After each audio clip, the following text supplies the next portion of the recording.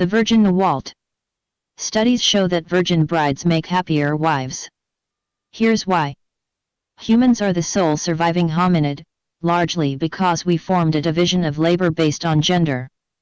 The high cost of protecting and supporting women and children was not ignored by natural selection pressure, or tribal societies. Unfortunately, we evolved competing long-term and short-term mating strategies that tribes had to contend with.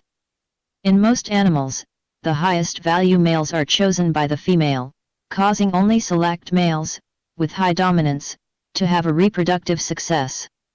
Human tribes could not exist with the exclusion of most males and enacted restrictive mating. Tribal parents and chiefs typically married virgin girls and boys, often following a pubertal initiation rite. Anthropologists note that sexual satisfaction in most tribal cultures tends to be greater than modern times. Perhaps this arises because they integrate both long-term and short-term mating goals. Extra-pair copulation and multiple long-term partners was common after the birth of the first child. If tribes allowed only the few alpha males to have all the sexual privileges, there would be many disenfranchised young men, and girls losing their natural attachment to their first love. Recent studies show that virgin brides have the highest sexual happiness rates of all married women, at about 85%. Just one previous sexual partner will drop a woman's sexual satisfaction with her husband to about 55%, and numbers drop to about 20% after multiple partners. Tribes did not indoctrinate girls to be special princesses that could do anything they want, and have a romance novel hero still desiring them after riding the cock-carousel of many lovers.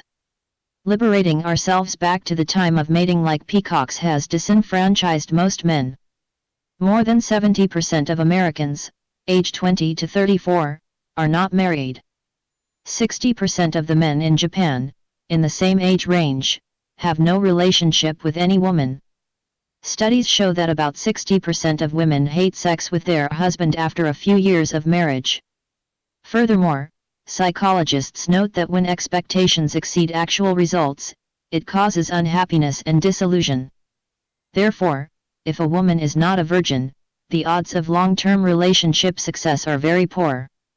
In some Eastern cultures, women marry more as a job description or duty, especially where a dowry is given. But this is restricted mating, which is all but lost in Western culture. Also, many women in cultures where virginity is demanded, are following Briffault's law by selecting a man of means. Admittedly, virginity itself does not make an NAWALT.